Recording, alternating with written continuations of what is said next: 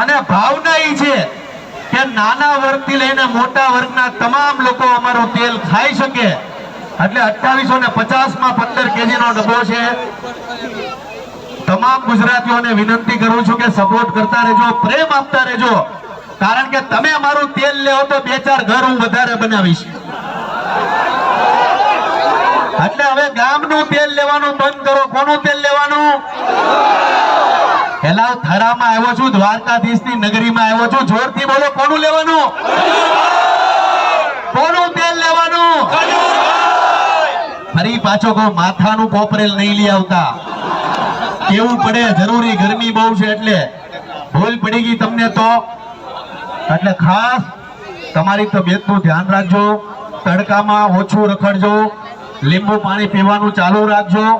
બાકી અમારી જય ગોગા એજન્સી એમાંથી તેલ મળે છે. એટલે હવે જેટલી મારી માતાઓ, મારી બહેનો, તમામને કહેવાનું કે તમારા ઘરના રસોડાની અંદર ખજૂરભાઈનું શુદ્ધ સિંગ તેલ જ હોવું જોઈએ. હવે તમારી ઈચ્છા હોય તો જાનુ મારી રીસાણી ગાઈ લો, કેમ કે ડીજે વાળા આવી ગયા છે કે ભાઈ જાનુ મારી રીસાણી હોય તો વગાડી નાખો જોરદાર. કિસ્મત ડીજે ભાઈ થરાઓ, કાઈ ઘટા નહીં ભાઈ. બોલો 2 શબ્દ બોલો હું 1 2 કમ્પ્લીટ. ઓહો લોટો ભરીને પાણી આવ્યું. કોઈ બેભાન થઈ ગયું?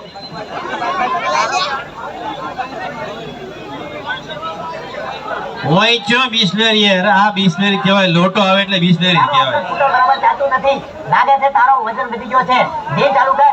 બેસો હવે તમે. બે હવે લાગે છે સ્કૂટર બંધ થઈ ગયું. જય બનાસના અમારા, જય ગોગાના અમારા ભરતભાઈ માટે જોરદાર તાળી થઈ જાય. જોરદાર તાળી. ક્યાં વાત હે? ભપ્પામાં જીઓ જીઓ.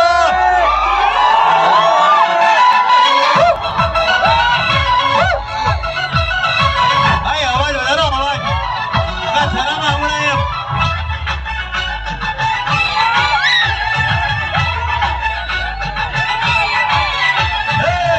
મારી રીસાણી છે બાપામાં ગાડી લેવા. મારી રીસાણી છે બાપામાં ગાડી લેવા.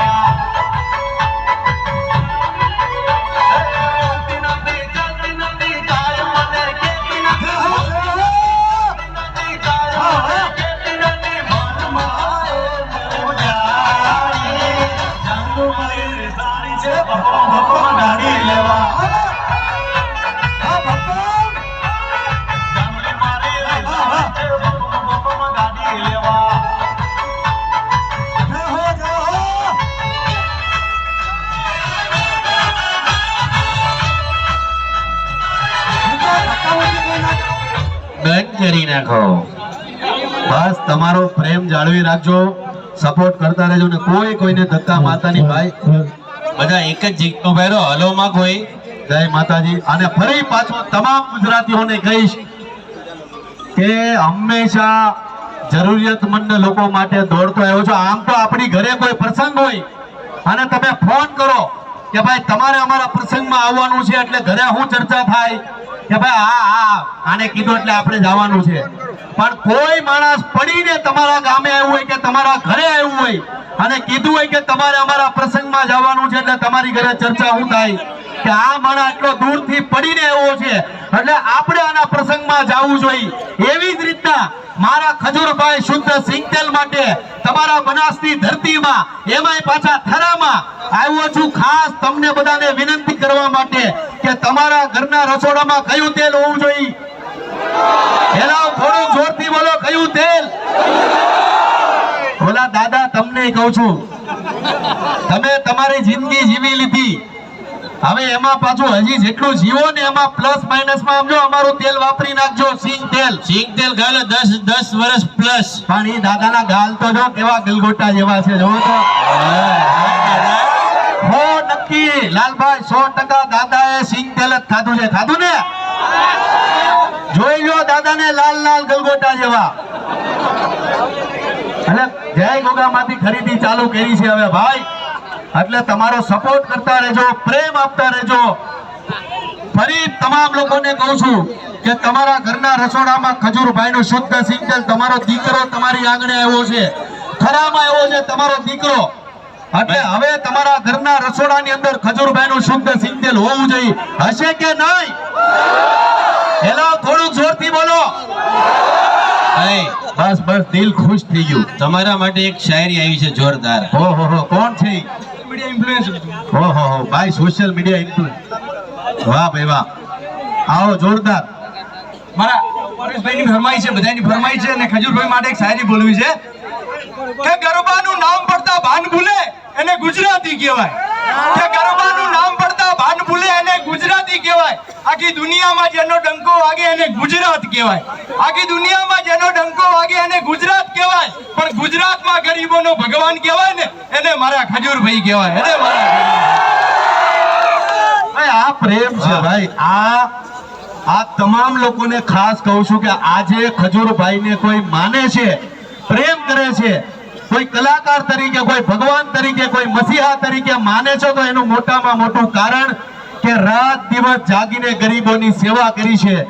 અને જે પણ વ્યક્તિ, હું મારી વાત નથી કરતો, તમારામાંથી જે કોઈ પણ વ્યક્તિ ગરીબોની સેવા કરશે ને, મારો મહાદેવ એની સેવાને એળે નહીં જવા દે, એની ગેરંટી આપું છું.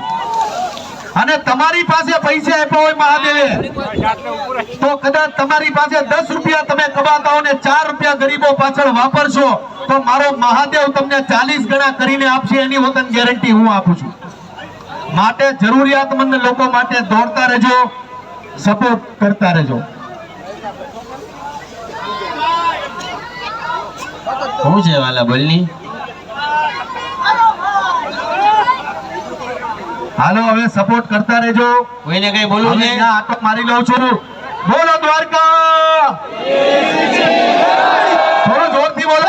ભાઈ ખીચડી બોલો દ્વારકાધીશની. જય ગોગા મહારાજ.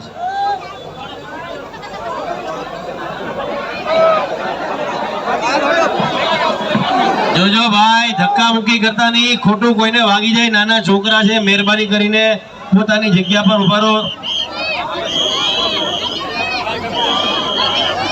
ખોટો કોઈને ધક્કો